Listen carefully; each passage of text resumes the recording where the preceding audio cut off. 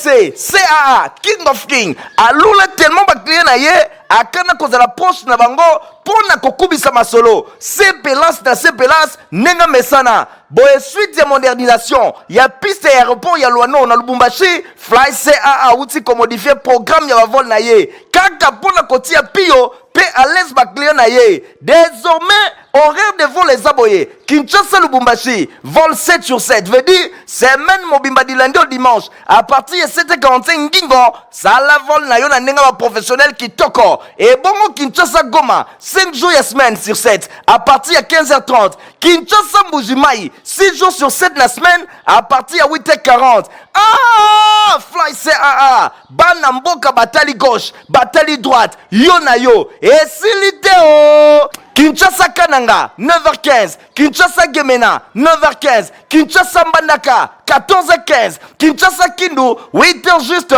Pe Kinshasa Kisangani, 9h juste. Bon, si Mbappé Bouébake depuis 1992, 32 ans le long de service à peuple, c'est à l'indice régularité, ponctualité, sécurité, bakisa confort. Pour ne pas voler sur Totangi, beaucoup zoyango na bavion na en pifo. Airbus A320, Airbus A330, Nzambe ya bilengi, Congo mobimbe bandimayo, bisengo ya Fly CAA, Nkembo na Nkembo, leader. TP merci na mino ndenge boze bebo sa la télévision na bino pona kola na ngala journal ya peuple pour la peuple tout fongola journal pour nous que chef de l'état Félix Antoine Tshisekedi Tshilombo maki mokolo ya jeudi 18 avril kuna na cité ya Union africaine au commissaire des Nations Unies pour na makambo etali droit de l'homme héritier mapinde mi apesi bino reportage oyo boyebake au commissaire pour na makambo etali Nations Unies aye a sali bongo 4 jours ya mission à la République démocratique du Congo.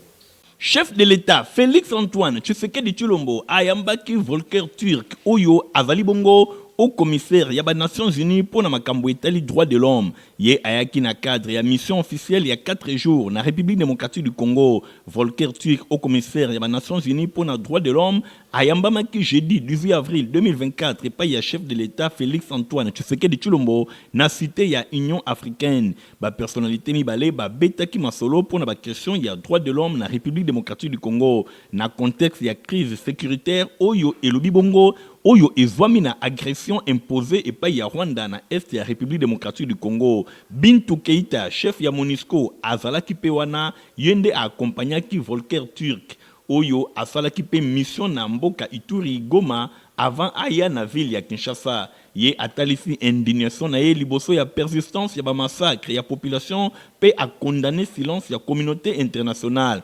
Abeti masolo na chef de l'État na bobimina ye alobi basololi vraiment kitoko ezalaki na litomba ye na chef de l'État Félix Antoine Tshisekedi Tshilombo baye bana kolobela collaboration elongo na bureau na ye pona makambo etali ba droits humains. Alobi azalaki na Goma pe na Ituri atali population ndenge nini azali konyokwama population azali vraiment affectée na violence pe na conflit ezali clair communauté internationale aye bana ko se mobiliser pour na koluka solution na likambo oyo ba soutenir population ya République démocratique du Congo ndenge a insistaki président Félix Antoine Tshisekedi Tshilombo yepe apesaki makanisi na ye pour na makambo etali droit de l'homme ba discussion et salimaki vraiment ya malonga boyalobi akutanaki pe depuis aye na ville ya Kinshasa na ba membre ya gouvernement ba représentant ya société civile pe ba responsable ya commission ya droit de l'homme oyo ezali dirigé et pas ya Paul Sampo.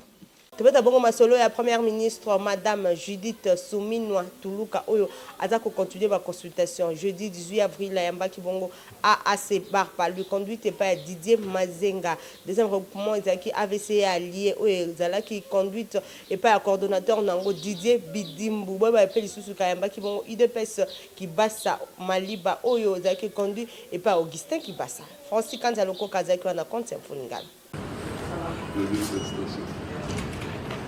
Na 5e jour, il y a une consultation pour former le gouvernement. Première ministre Judith Suminwa Tuluka ayambaki liboso délégation à AAC Bar Palou, action des allées de la convention et parti lumumbiste conduite par Didier Mazenga, secrétaire général ya Palou, na ba échange oyo ACPelaki na ndenge ba ko accompagner vision ya chef de l'État. Na micro ya Info Lingala, secrétaire permanent Robert Ngambi a précisé. Président ya regroupement pe secrétaire général ya Palou a zongisi pona koloba que gouvernement d'accord et gozala investi na parlement mais musala ya gouvernement ezala pona ba parlementaire te. Il faut que population peut et accompagner action gouvernementale. Or pona ko accompagner action gouvernementale, il faut ba parti oyo ezana bancrage sociologique, ba parti ezana implantation et Palou azali parmi ba parti oyo soki ba lobby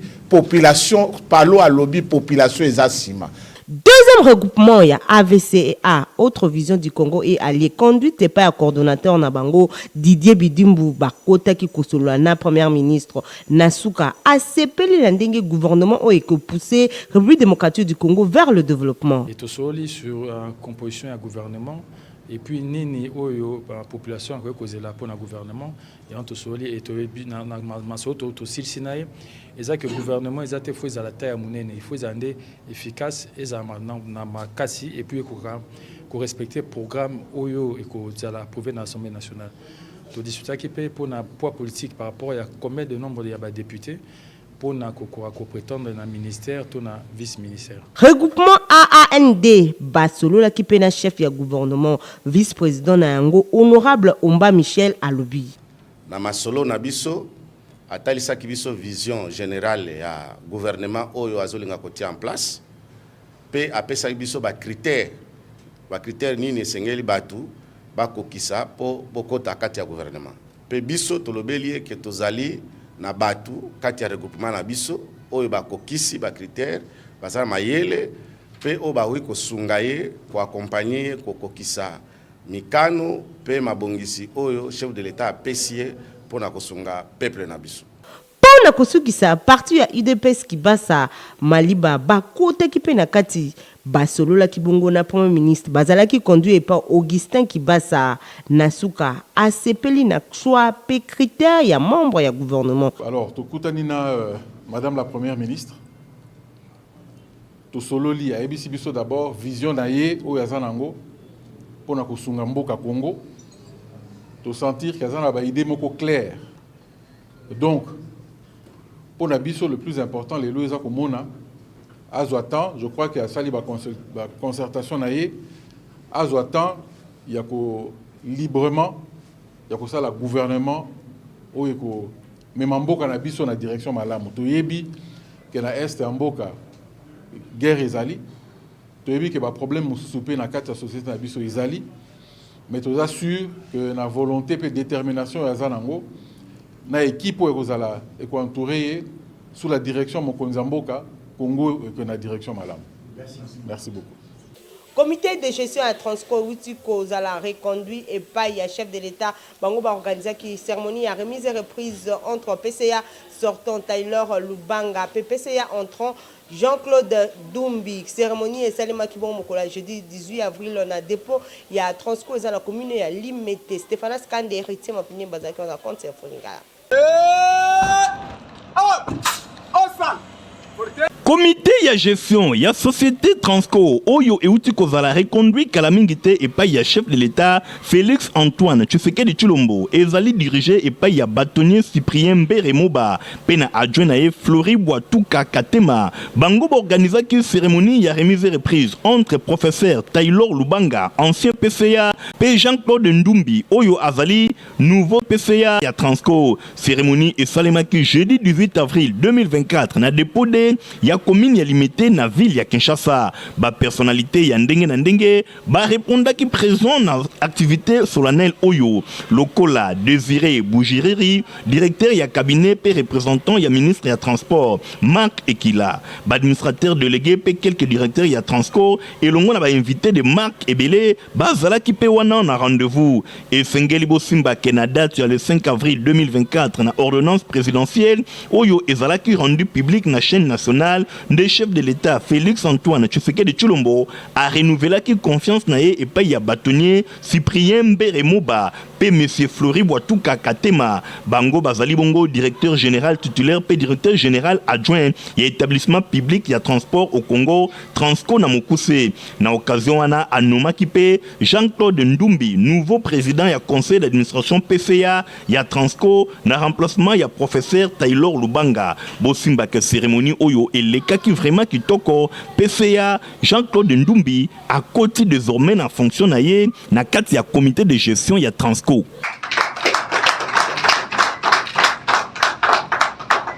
Toyota masolo ya complexe scolaire Maman Pemba école ya fondation Neron Bungu o ezami bongo na commune ya Kisenso bazana batili moko ya makasi pona ba école ebele o eza pembeni na commune ya Kisenso bolanda ba témoignage na micro ya Ladiland. Naza madame ya groupe scolaire Chloé de to centre moko eza na ba matériel complet pour que to participer na pratique mike na bana 6e, 4e, 3e, 2e bango Jeep lycée avec la Jeep avec des plis creux. Donc ça dit de l'honneur Jeep droite. Toyota bongo masolo fait des sociétés bobaki quartier Badara yango peza na commune ya Nteleza bongo na problème ya érosion mai pendenge na ndenge bolanda reportage pour ya Micho Mabasi. Na quartier Badara, na commune Yansele, likambo ya pasi ezali kuna ezali likambo ya courant pe mai. Ba reporter ya Info Lingala ba betaki tour kuna ba constataki ba situation moko ya malamu te pona likambo etali courant insécurité ezali makasi awa na 18h ozali obligé ya kokima mbango kokota na ndako na yo pe molili moko eyaka na esika oyo ezali mawa awa na ville ya Kinshasa kokuta na ba situation oyo bana ya Badara balobi likambo etali mai pe awa kutu babosana bango bongo tangu ba reporter ya Info Lingala bakomaki sur place bango basepelaki mingi kobeta mbela enfin ke bakonzi ya mboka bayoka pe bango ba résoudre des problèmes ya courant pe mai na quartier Badara na commune ya Nsele. Awa to na quartier Badara 2 commune ya Nsele to fandi awa tangu mulai alors kamba malonga ezalaka te to tungisama concernant makambo ya mai courant emonanaka te kaka ba promesse donc tozwaka eloko te alors yango wana to souffrir makasi omoni ke l'eau c'est la vie bosikoyo mai emonanaka te nini ka promesse donc tozwaka pe yango te eza eloko déjà wume bantu Badara oyo bantu banjango na tomona courant te tomona mai te donc tozana bosenga nango nde na moment oyo na mbula wa 2024 bakotela biso courant bakotela biso mai po ça nécessairement ya so mata biloko courant ezate po tozo bayeni courant ezate kozomona tozana susa courant na mai bakotela biso. Suite à modernisation à piste ya Luano na Lubumbashi CAA a modifié horaire de vol na ya Sikana ba différentes villes ya République démocratique du Congo na dination na reportage. CAA mfumu mokonzi ya mapata toujours pona ko satisfaire ba client na ye a modifier ba horaire ya ba vol na ye na suite ya ba travaux ya modernisation ya aéroport international ya Luano kuna na Lubumbashi désormais Kinshasa Lubumbashi et kobanda ko salema à partir ya 7h45 Kinshasa Goma et kobanda ko salema à partir ya 15h30 et bongo Kinshasa Mbujimai yango et kobanda ko salema à partir ya 8h40 CAA nyonso oyo kaka na souci azalaka nango pona ko servir population CAA spécialiste ya Congo profond ponctualité na régularité nde ezali bongo cheval de bataille na ye na CAA client de azalaka roi to gangi na CAA client de azali roi botu na ngani ye Kinshasa Lubumbashi Kinshasa baza na 7 vols par semaine c'est-à-dire mikolo nyonso bembuka na yo ndenge olingi oza mobimba bokanisi esili nanu te Kinshasa Goma baza na 5 vols par semaine oyo elonga te elonga CAA balingaka mboka boye te.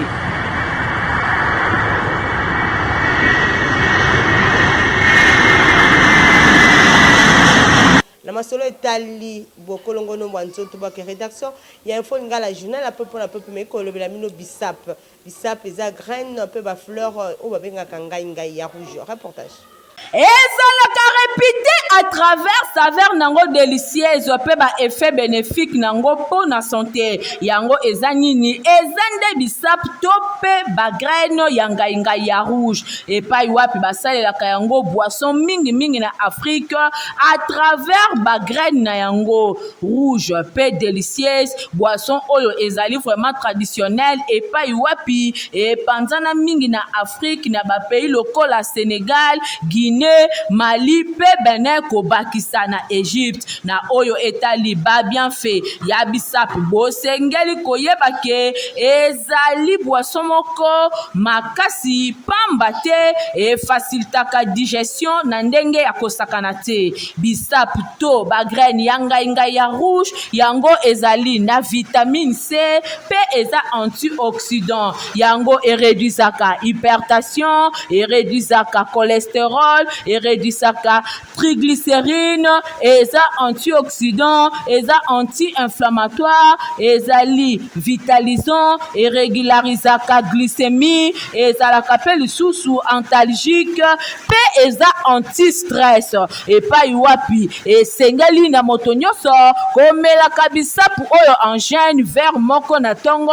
pe na pokwa pe epetisami makasi na basi ya zemi pe bato oyo babelaka tension ya komela jus ya bisapu oyo to pe bagraine ya ngai ya rouge. Na masolo ya sport bosimbake na oyo Ligue des champions d'Afrique ba match ya demi-finale ekobetama week-end oyo tout puissant Mazembe ya Lubumbashi bango bakoyamba Al Hilal ya Egypte bolanda analyse oyo héritier mapine masalelbino.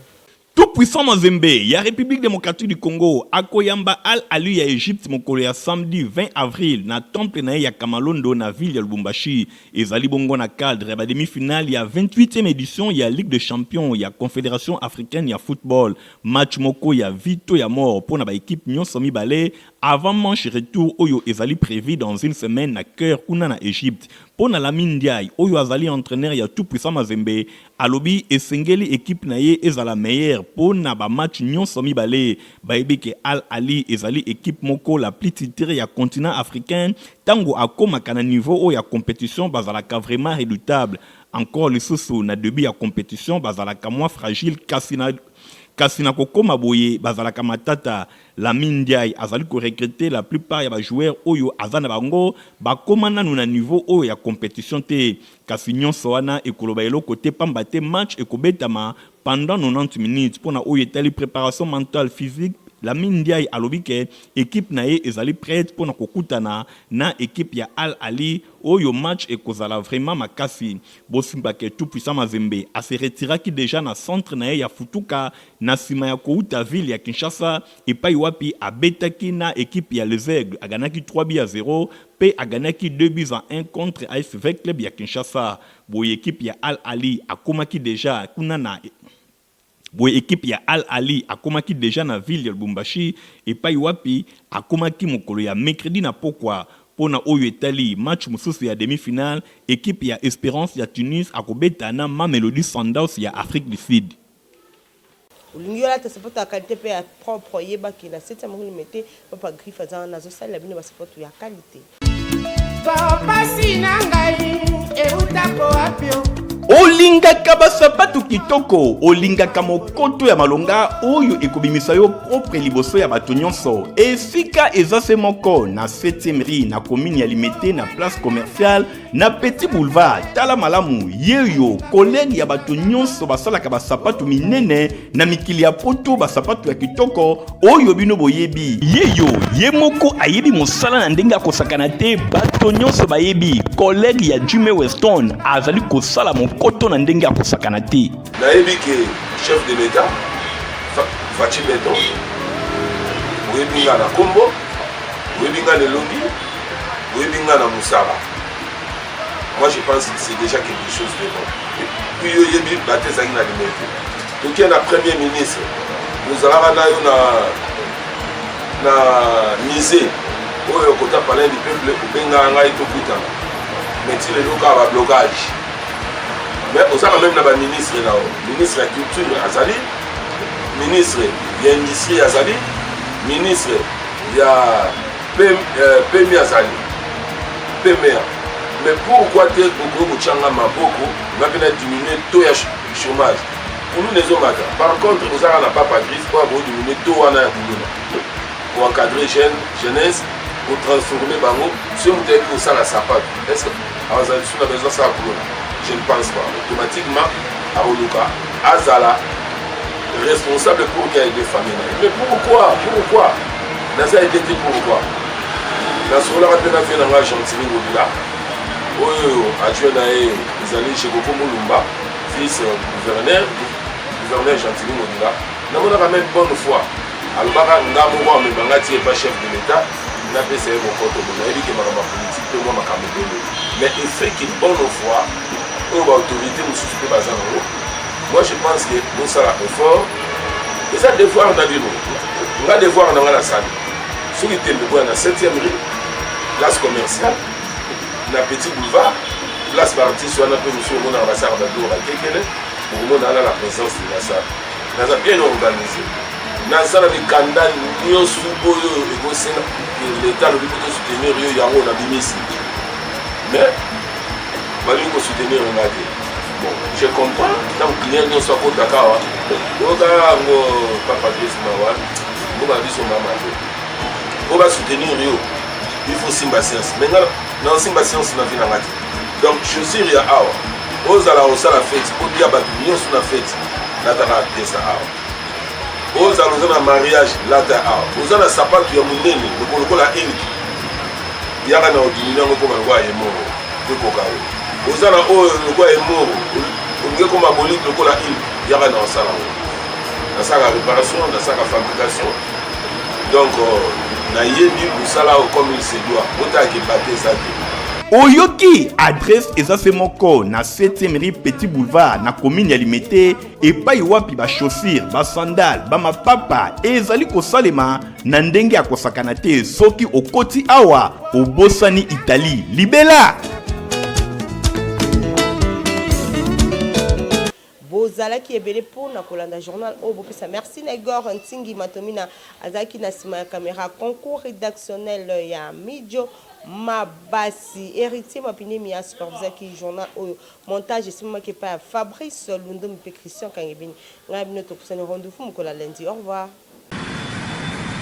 bobenga ye mfumu ya mapate ya RDC CAA King of King alula tellement bakliye na ye akana kozala poste na bango pona kokubisa masolo sepelas na sepelas nenga mesana boye suite ya modernisation ya piste ya aéroport ya Luano na Lubumbashi Fly CAA uti komodifier programme ya bavol na ye kaka pona kotia pio pe à l'aise bakliye na ye désormais horaire de vol les aboyés Kinshasa Lubumbashi vol 7 sur 7 veut dire semaine mobimba du lundi au dimanche à partir de 7h45 ngingo ça la vol na yo na nenga ba professionnel qui toko et bongo Kinshasa Goma 5 jours et semaine sur 7 à partir de 15h30 Kinshasa Mbujimai 6 jours sur 7 la semaine à partir de 8h40 ah Fly CAA bana mboka batali gauche batali droite yo na yo et siliteo Kinshasa Kananga 9h15 Kinshasa Gemena 9h15 Kinshasa Mbandaka 14h15 Kinshasa Kindu 8h juste pe Kinshasa Kisangani 9h juste bon Simba pe boyebake depuis 1992 32 ans le lobo koka de service à peuple c'est à l'indisa régularité ponctualité sécurité bakisa confort pona bavol nyonso totangi bokozwa yango na bavion na ye ya mpifo Airbus A320 pe Airbus A330 nzambe ya bilengi Kongo mobimba esi bandima yo bisengo ya Fly CAA nkembo na nkembo leader